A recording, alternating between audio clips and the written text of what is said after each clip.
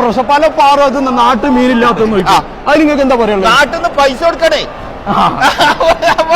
ഇവിടുന്നാകുമ്പോ അല്ലട്ടോ നല്ല മീൻ കിട്ടണമെങ്കിൽ ഞാൻ അതുകൊണ്ടാണ് നാട്ടില് അമോണിയൊക്കെ ഉണ്ട് എന്ന് പറയുന്നത് കേൾക്കുന്നത്. അതുകൊണ്ട് എനിക്ക് പേടിയായിട്ടാണ്.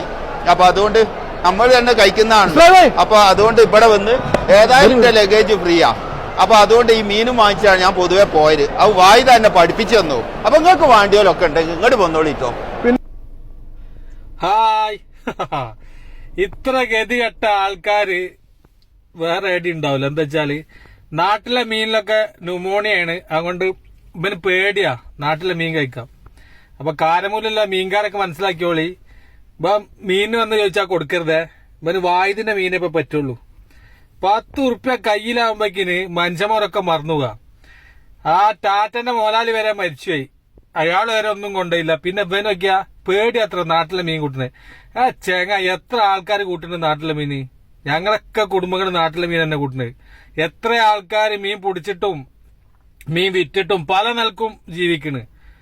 അപ്പൊ എന്റെ ഒരു കൊഞ്ചലം കുത്തണ മാതിരി ജിമീൻ ദുബായിൽ നിന്ന് കൊണ്ടുപോകെ അമേരിക്കന്ന് കൊണ്ടുപോയി എത്തുന്നു. പക്ഷെ എങ്ങനത്തെ വർത്താനം പറയുന്നത് എന്താ വെച്ചാൽ പറയുമ്പോൾ നല്ല ശ്രദ്ധിക്കണം. നാട്ടിലെ മീന് പേടിയാണ്, ന്യൂമോണിയ ഉണ്ടാവും. എന്റെ ബാക്കിയുള്ളവരും തിന്നില്ല. എനിക്ക് മരിക്കൊന്നും വേണ്ട. ഇജെന്താ കൊണ്ടുപോലും മരിക്കുമ്പോ അല്ല തമാശ പറയല്ല. ഇടക്കിടക്കുണ്ട് ഇങ്ങനത്തെ വൃത്തിയായിട്ട വർത്താനം പറഞ്ഞു ഇയാള്. നമ്മളെ മക്കളൊക്കെ തിന്നണ നാട്ടിലെ മീൻ തന്നെ.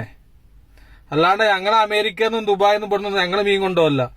ഞങ്ങളുടെ നാട്ടിലുള്ള ആൾക്കാർ ഞങ്ങളെ നാട്ടിൽ നിന്ന് പിടിച്ച് ഞങ്ങളായ വാങ്ങി തിന്നല്ല. എന്റെ മാതിരി 10 ഉറുപ്പ്യ ഉണ്ടാകുമ്പോക്കിന് മനുഷ്യനെ മറക്കല്ല. ഏതായാലും ഇങ്ങനത്തെ കുറെ തൂറ്റം രണ്ടു തൂറ്റായി പോയി. ന്യൂമോണിയ അത്ര നാട്ടിലെ മീനിലല്ല. എന്നിട്ട് എത്ര ആളാ മരിച്ചായിരുന്നില്ല. അവന് പേടിയാണ്. അതുകൊണ്ടാ നാട്ടിൽ നിന്ന് കൊണ്ടുപോകല്ല, ദുബായിൽ നിന്ന് കൊണ്ടുപോകണ മീന്. വിവരം കെട്ട ജാതികൾ.